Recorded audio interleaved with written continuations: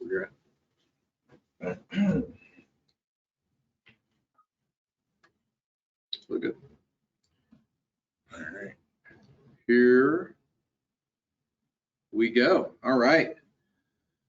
So welcome everyone. This is the UMortgage Homeownership Discovery class, virtual. We host every Thursday, and actually this is a special one. This is going to be the last one for 2023. We will kick it off again in 2 weeks in January. So we're gonna bring out the big guns today. We've got Vincent DeRisi here with me today. Vinny has been in the mortgage industry for 10 years. I've had the pleasure of working with him all 10 of those years. Just an ultimate professional, working with his buyers and working with his real estate agent partners. And I am honored to share an office with him and share clients with him and work with him on a day-to-day basis. So Vinny, I appreciate you being on today. And anything you want to start off with? No, excited to get this jumped off. I think we have exciting stuff to go over. I think what we go over definitely propels our buyers to get to that next step, and you know, they're in a different level. I feel like when they do this class. Absolutely, and you know, the idea of the class is to bring you know, a lot of clarity into what you're seeing out there, both in the media, what you hear from your uncle that was in the business or has purchased a house 10 years ago, all those different things that you hear. And the idea is that we want to bring a lot of clarity in what people are seeing, what they're hearing, what the process is, what the best process is, because as you know, the process changes quite a bit. In just in the 10 years you've been doing it, you've seen the process change quite a bit. I've been doing it 20 years. And I've seen the process change immensely. I spoke to a real estate broker that's been in the business 35 years, and you would be amazed at what the process was when he first started. And we're just talking about purchasing houses. So we're going to bring a lot of really great information that is going to be statistically backed. Okay, easy for me to say. It's going to be statistically backed, and it's also going to show you, you know, is now a great time to buy. We're going to show you what the expectation is for interest rates. Interest rates is a huge topic, especially the last 24 hours. And we're going to show you the best way for you to actually get your offer accepted over some of your competitors out there that are going to be making offers on that same house. Okay, and we're going to show you kind of what we look at that helps us determine all of this. Okay, so you ready to go? Well, I'm ready to go. All right, great. So let's start off with, you know, I mentioned the media, right? Cincinnati specifically, and really we're talking about, you know, when I say the Cincinnati market, we're talking about from Dayton, Columbus, obviously Cincinnati, all the way down to Louisville. Okay, this is kind of like the area that we're talking about, and in the headlines we see quite a bit over the last quarter. Several different reasons as to why Cincinnati tri-state area is such a popular area to be purchasing. We've seen multiple different, like, nationwide articles talking about, you know, 5th best place to live for young professionals. One of the hottest markets, the hottest market article was really great because it broke down how they came up with it. Going back to statistics, it's talking about how many buyers are going into actual open houses or going into a listing when it's listed, a house is listed, talking about how many clicks on that property. And they obviously track all this, and the data shows that Cincinnati is one of those where buyers are flocking to this area, and you see it on the day-to-day every day. And that's why the big thing is get in as quickly as you can, because the news is out, right? Mm-hmm. The secret's out about Cincinnati. You know, it's what's the best investment, you know, advice? Get in early, get in as soon as you can, right? Mm-hmm. And that's how it is, I feel like, right now with the real estate market, and especially in the winter months right now, right? These news articles are just amping up the popularity of buying a house or being in this area. So get in there soon, because that secret is out. Because like you're saying, it's coming from north, right? Columbus is sometimes a little bit more expensive, and it's trickling down to the Dayton, to the Cincinnati area. And then like you always mention too, in every class that we talk about, the coast, right? The coasts see this, and they see opportunity to come over here and maybe, get a good opportunity of buying something at a good price, whether they're gonna rent it out or, change an opportunity for a career. Working with a buyer right now from the great state of New York that is purchasing 2 investment properties here in Cincinnati. 2, right? We've had calls from buyers that are in Florida purchasing investment properties in Cincinnati, one from Chicago. I know of people that have gotten calls from California buyers. So there is, it has a lot to do with affordability, okay? There's some articles, they are so recent, we don't even have them on the slide, about Cincinnati's affordability. So we'll add those to the information for our next class. But a lot of it also has to do with what we're seeing with the rent in areas. Okay, so whenever you're talking about purchasing a home, you also have to talk about the alternative rent. And I can see some of our home buyers that are on here right now. They know exactly what we're talking about. Seeing that list of names, they're renting right now. And we have, one of our teammates had their rent increase significantly. And if you really study rent and the trajectory of what happens with rent over time, here it is. There's an increase that is kind of blows me away. This is a chart that goes all the way back to 1988. And with that, you're going to see, just not a gradual increase. That is what I would consider a spike over that time. And that's a reason for investors wanting to be landlords and a lot of different aspects of that. So, when you're looking at an alternative to home buying, renting, and you see how non-affordable renting has become, there's a big drive for home ownership. This brings me up to a client that I'm working with who was looking at condos originally in the 100, 150 spot, right? And how popular is that number for condo, first-time home buyer, or a step-down buyer, right? So I said, listen, that's going to be a tough market for you to be aggressive and get in, right? Okay, so don't hesitate to show me 190 to 215 of a single-family home. And guess what? Now you can become a landlord. Bring on someone to help you with that higher payment. Right. And that's exactly what she did. She got into contract this weekend and is going to be a homeowner. She can afford it on paper, right? But hesitant about that payment.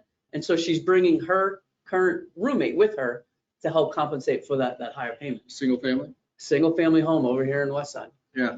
And lots of buyers are doing that also with a duplex or even a 4-family. Now, those loans are, they used to be a lot more complicated. It used to be a lot more down payment required in most cases.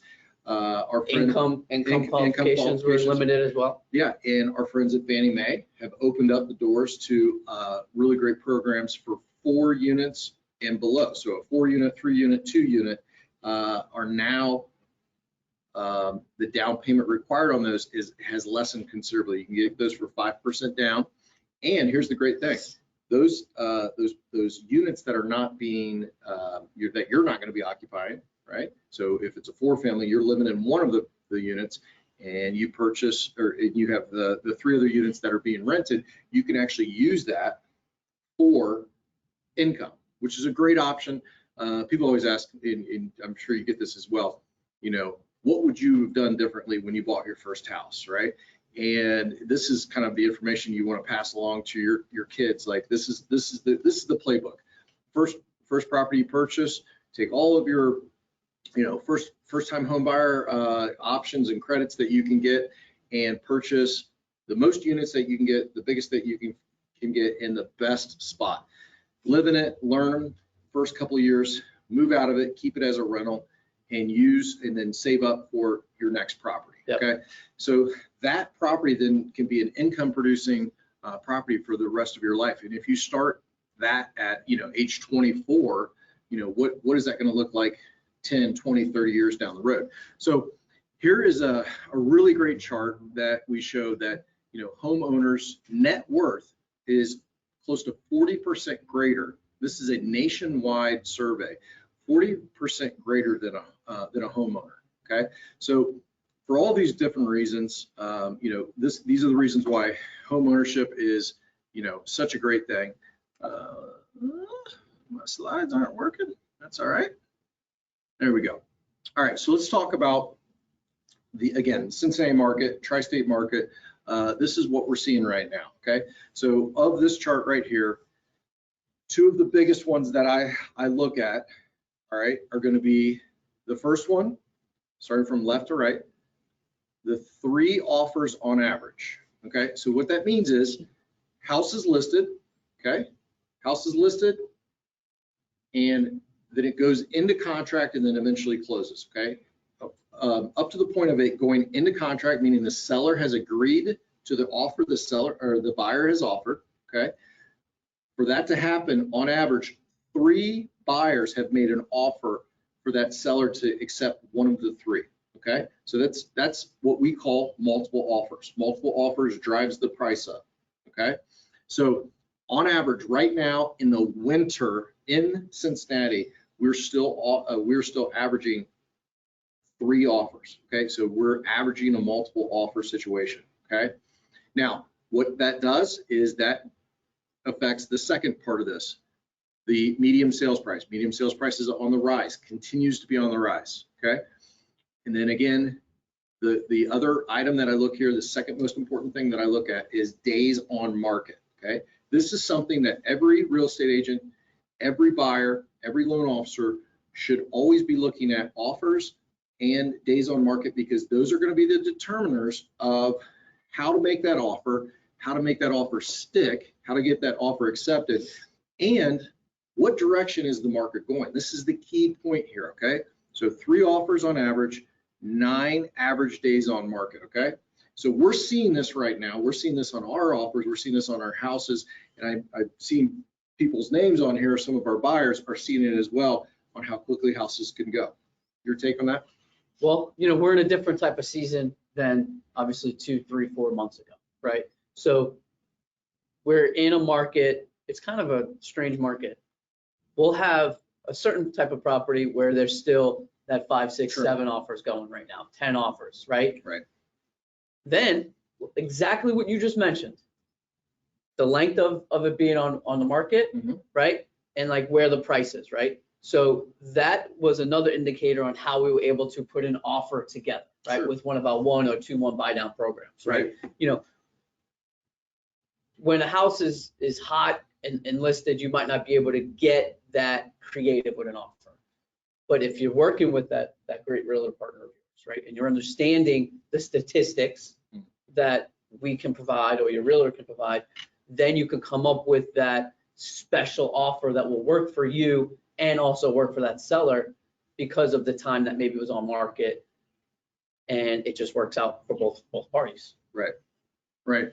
So basically what you're saying is study the data. Exactly. Okay, study the data, have a game plan, and work as a team with your trusted real estate advisor, your loan officer, and the buyer. That's going to be your highest level of success going into these contracts. Okay, so let's see here. What is the expectation? Okay, this is hot off the presses. Okay, expectations for the next 5 years. Okay, so this is where we get into history lesson, right? What is this saying? If you don't know your history, you're doomed to repeat it, right? And this goes hand in hand with that 40 times wealth too. Yeah. I mean, this is a big way of how our home buyers are gaining that wealth. Absolutely. So let's look at this. This is the expectation. So first, I'm going to talk about return on investment. Okay, so this is using an example of someone that's purchasing a house for $400,000. This is average across the nation. Okay, so this is going to be different in pockets. And again, Cincinnati is one of the hottest markets. Okay, so what does that mean? If you're taking that against the nationwide poll, we're probably going to exceed these numbers. Okay, that's my take on that. But let's just use this for right now for expectations. So if you purchase a house 5% down, $400,000, that's $20,000 investment. okay? Let's throw in closing costs. Let's just round it out to $25,000 investment, okay? So the expectation is for that $400,000 purchase that you've put $25,000 into as an investment, you're going to be that asset is going to now be worth over $471,000. Okay, it's a $71,000 increase. Okay, so if you do the calculation of return on investment, that is a 200%, over 200% return on your investment. Okay, so that is a very big challenge for financial advisors out there to be able to reboot that. Say, hey, how can you get a better investment than $25,000 down, increase of a $71,000 asset in just 5 years? Okay, very, very hard to do. Okay, so what we're looking at though, and why we're looking at this increase, and after we've had such big increases in 2020, 2021, 2023, increases in value, why do the experts continue to think that the prices are going to go up? We go back a couple of slides and we look at how many people are going into houses, how many people are making offers, how many people are, all of the demand compared to the supply is going to drive that number up. So that's what the expectation is. And we see it every day, right? The number of people, number of applications, right, that we have. I actually just did a report for our little office here with under 15 loan officers. We have 400 people pre-approved in this area looking. Okay, that is an astounding number. People out looking for properties just for us. Okay, so the supply versus demand. I mean, we can go deep into population studies. Yeah. That have just been insane, and you could go even way back into a booming city at one point, and then it transfers over to another city.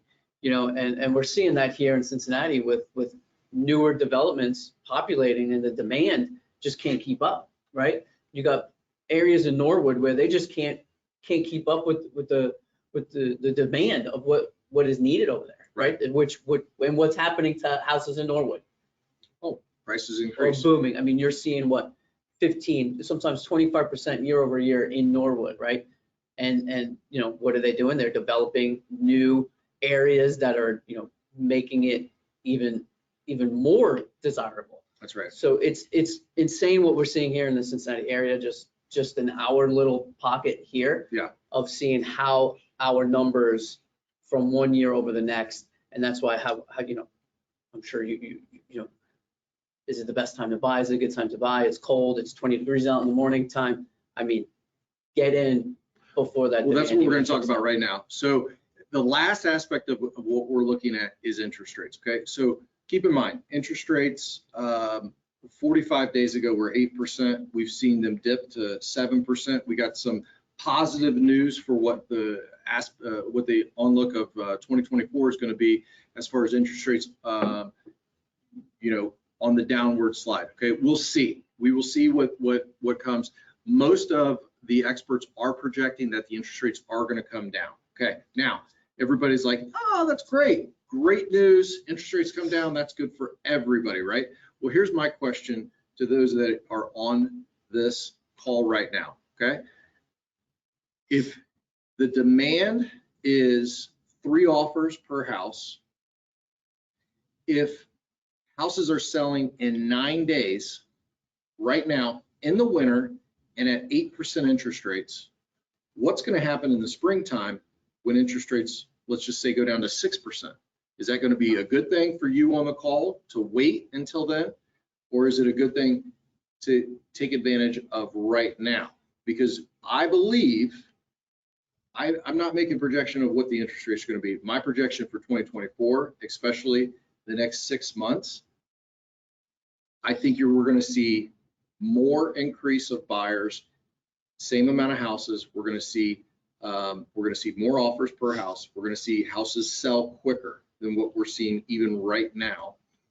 And I believe that's going to make prices go up even more. So good thing for people that bought a house last month, good thing for people buying a house this month and next month, right? And the idea is to get in right? Before this big shift, okay? You're going to hear on the news today a lot about interest rate talk, okay? Fed meeting, back-to-back Fed meetings. We're going to see, we actually have an entire real estate agent networking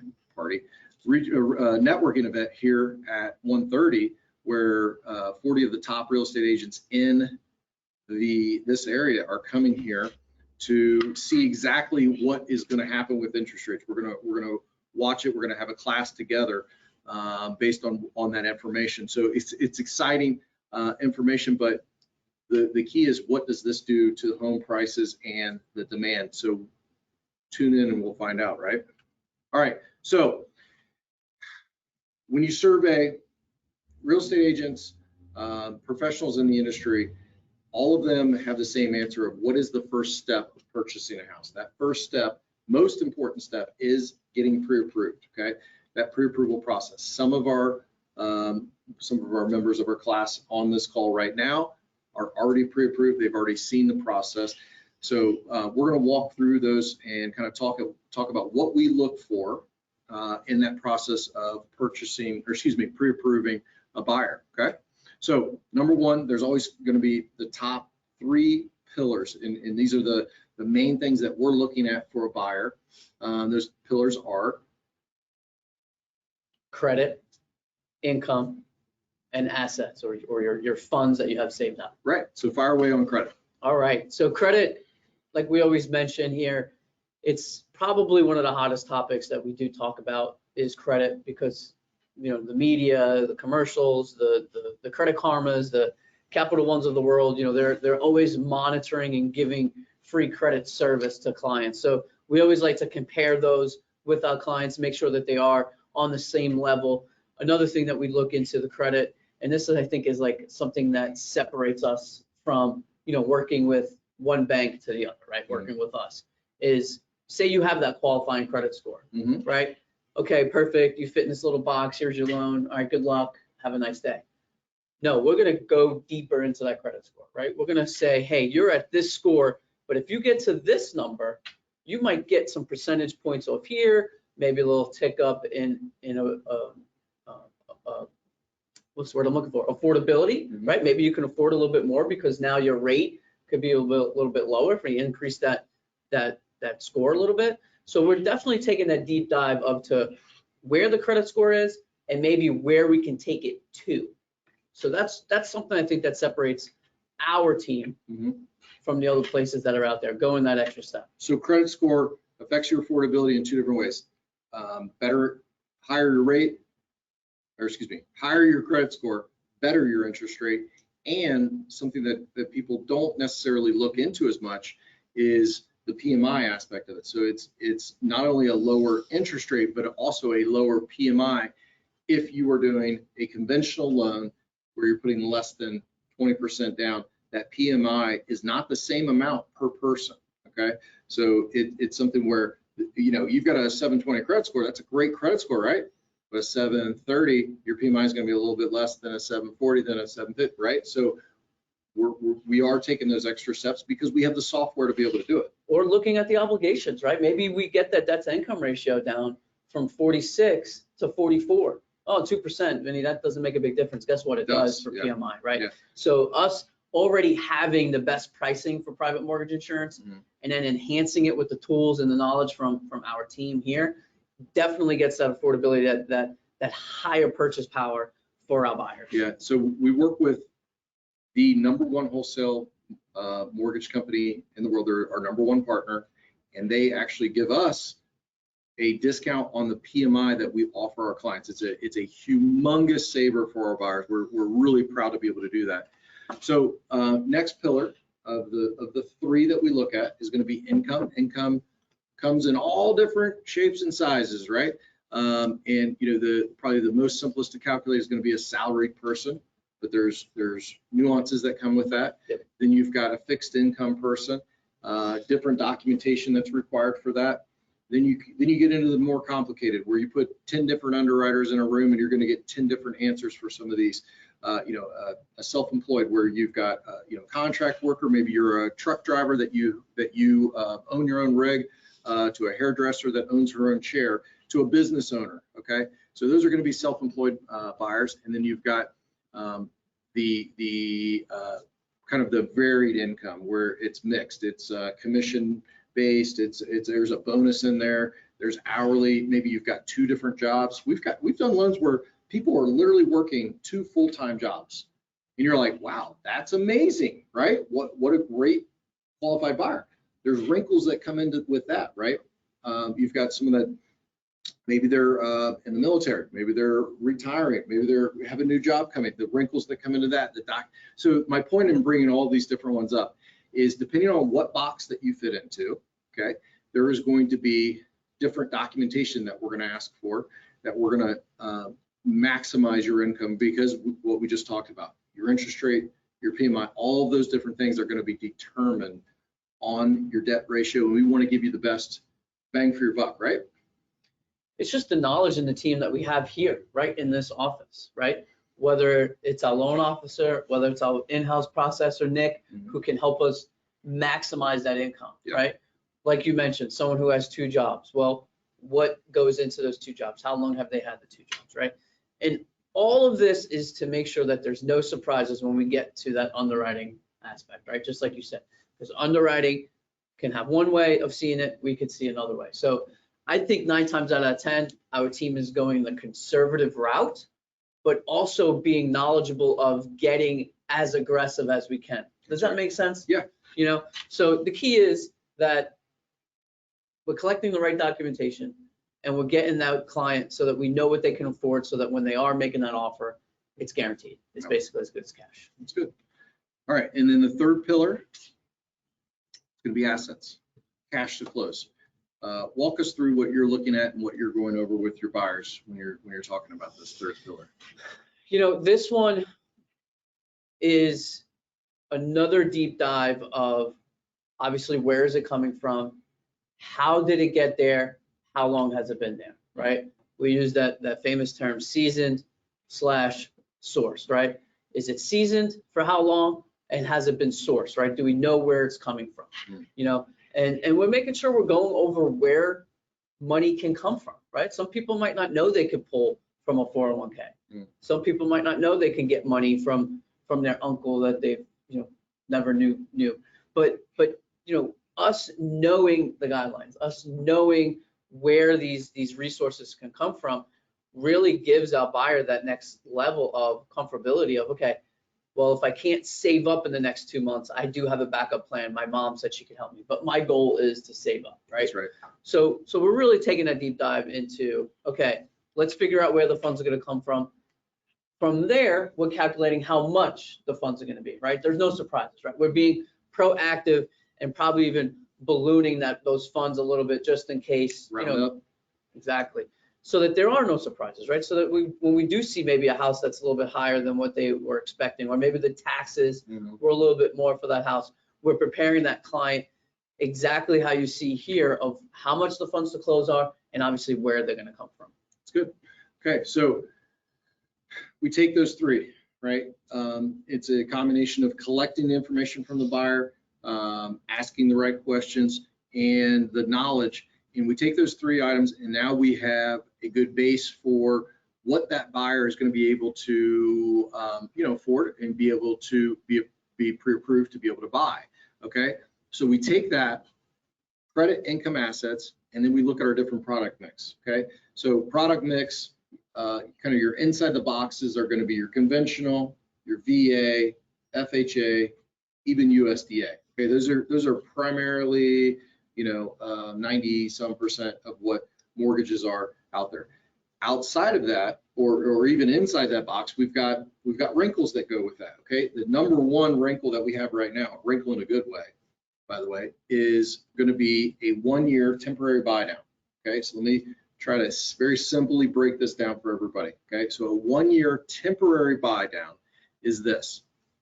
Let's say that your 30-year fix that you qualify for today is going to be let's just say 7.0, make it easy. Okay, so you qualify for a 30-year fixed 7.0 for whatever your product is that you're getting. Okay, temporary buy down is this. instead of you having a 7% rate and a 7% payment, it's going to be a 6% for the first 12 payments, okay? And the difference between that 7% payment and the 6% payment, let's say it's $150, okay? Yes, thank you. So $150 a month savings is going to be a $1,800 cost, because it's 150 times 12. That $1,800 cost is added to your loan, and for the first year of payments, you're now making a lower payment as you're adjusting and getting into that house. The $1,800 can be paid for by the seller, or it could be paid for by the buyer. Majority of them are paid for by the seller. Okay, so it takes a certain seller and a certain negotiation process, but this is a very popular one. Now, here's the wrinkle that we talked about. For a limited time, up until March 31st, we're offering free appraisals, so a $600 credit or $600 benefit, I guess, for that product. So if it costs $1,800, but you get $600 credit for doing it, the cost is really only $1,200, and you get to save $150 a month. Now, one last great wrinkle to this. Let's say rates drop like we expect them, okay? And you want to refinance after 6 months. Do you lose that $1,800 that you invested into 12 months of savings? No, you get that whatever you haven't used as a proration reduction on your payoff of your mortgage. So every dollar that you put up, or the seller puts up for you, you're going to benefit from that, whether it's in the 12 months of savings in a month, or on a reduction of your payoff when it comes time to do that. So it's a win-win-win across the board. Appraisal credit, affordability, everything else that you're looking for. A great way to jump into that house right now. So that's an example. We've got, bridge loans. I have someone on the call right now that did a bridge loan just a couple of months ago, is using it to get into their house right now. Okay, great product. When you have a house that you're moving out of, you need that equity. We've got, CPA loans, assets, HELOCs, DSCR for the investors in the room. Okay, DSCR loans are great, where we are underwriting the house that you're purchasing and the ability for that house to make money, meaning a rental income of that property. As long as the income is more than how much the mortgage payment is, you're approved, assuming credit qualify, and there's a little bit more down payment on those guys, right? Which rightfully so. Great product though for investors, because investors can purchase a lot more than what Fannie Mae will allow as well. So if there's a product out there, we've got construction loans, lots of fun stuff. So anyways, we take the credit income asset that a buyer qualifies for, we match them with the right product. Okay. We probably should mention VA, one of the loans that we work on the most. So we're honored to be able to work with a veteran.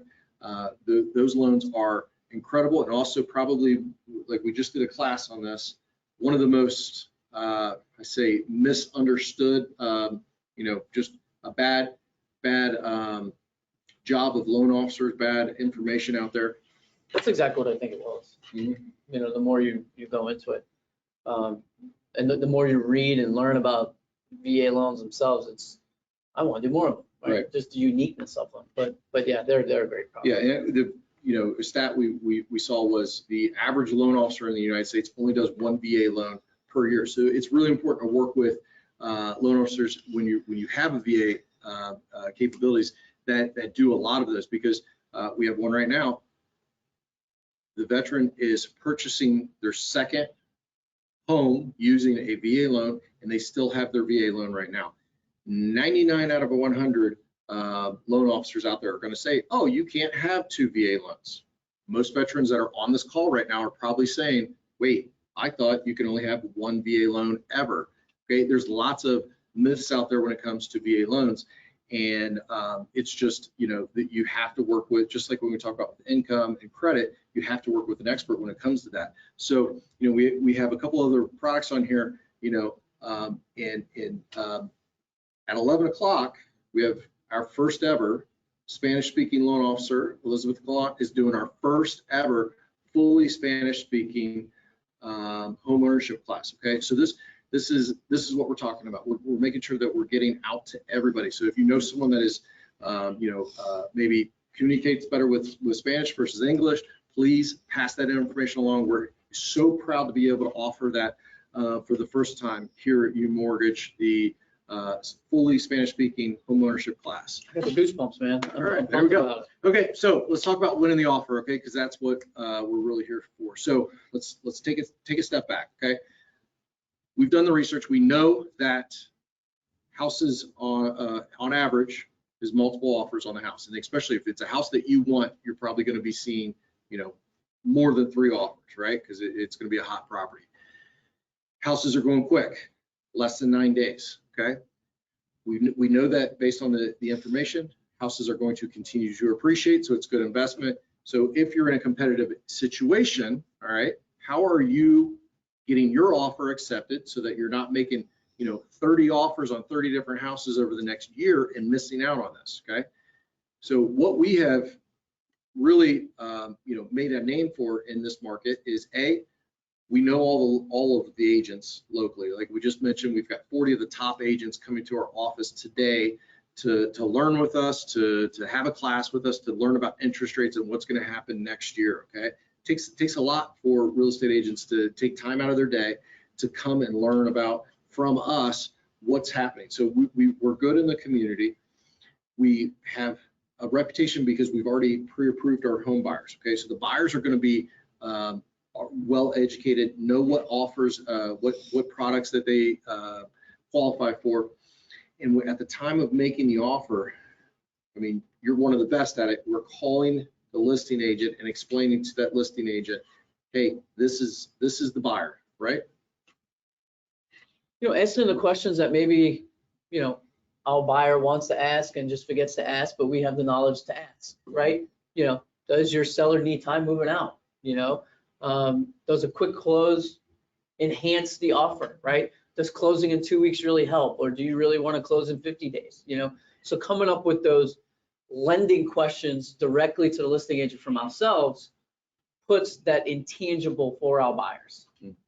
Yeah, and I always think of it like this. If I was going to sell my house, which I have, put yourself in the position of the seller, okay? What are items that are question marks for the seller on your offer, okay?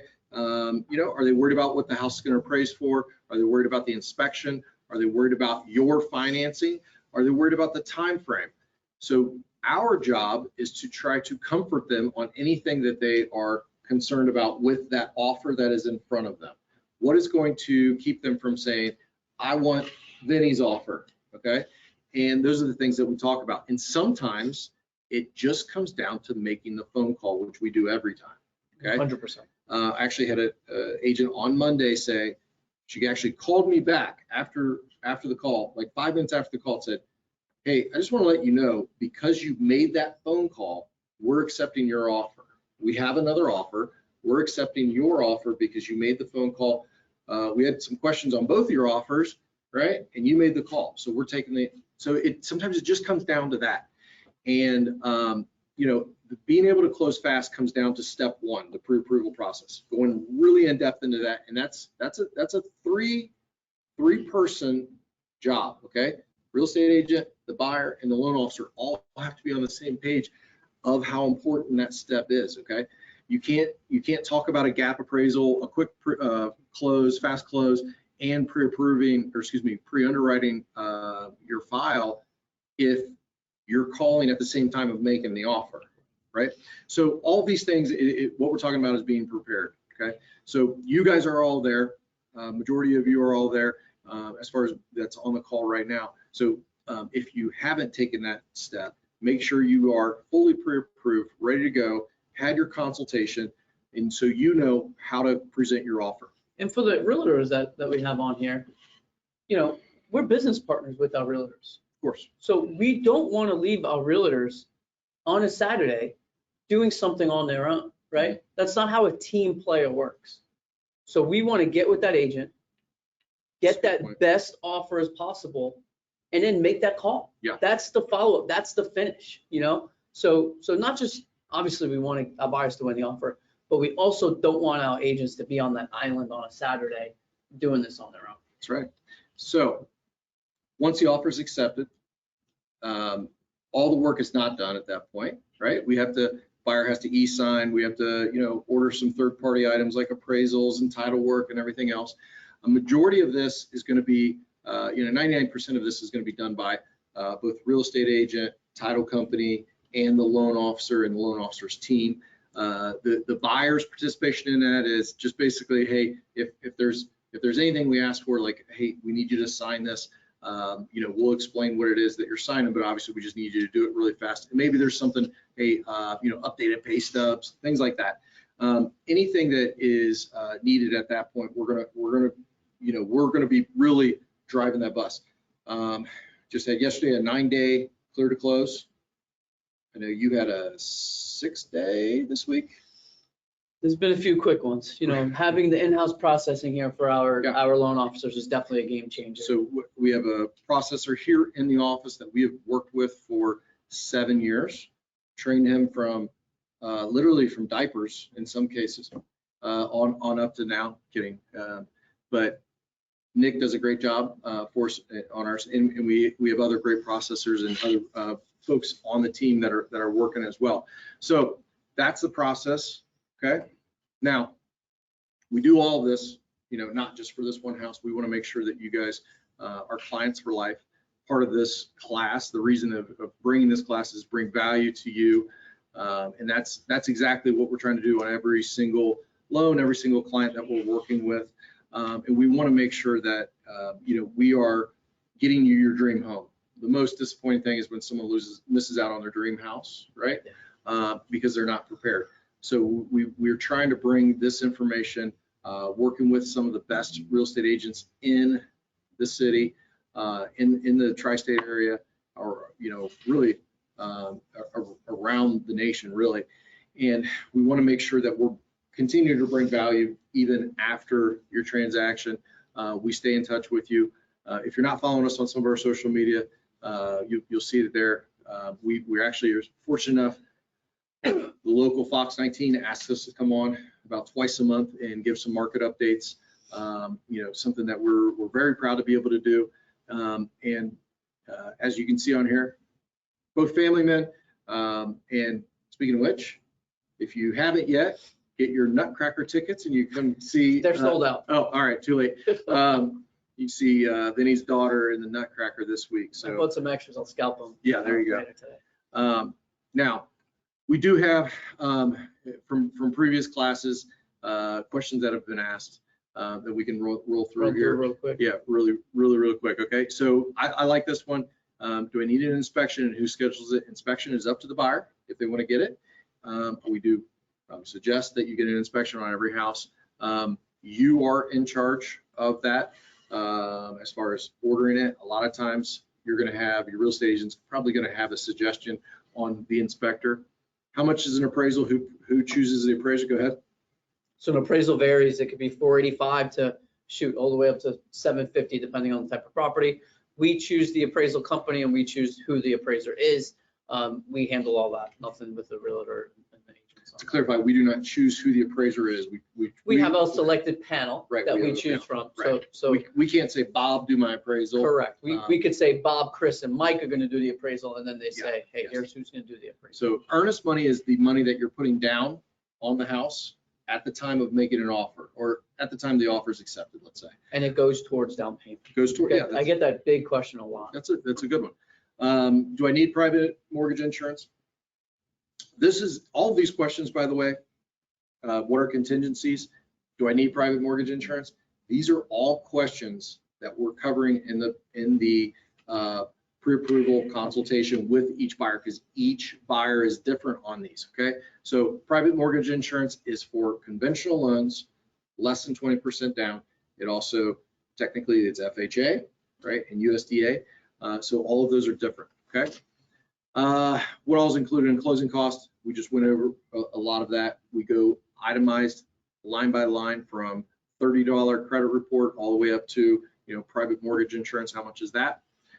First payment, it's usually, bless you, it is 30 days past the close date, and then you roll it to the first of the That's been a following big month. one with a lot of renters that are maybe, breaking a lease and stuff like that, and we're trying to That's right. calculate that perfect. That's why it's always important for us to get with that agent when that offer's made. Yes. Because are we making that close date on January 3rd, or are we making that close date closer towards the end of the month? Right. So So- it's an important question. A lot goes into that. All right, and then my favorite question, number 10, when rates drop, when can I refinance? How do I refinance?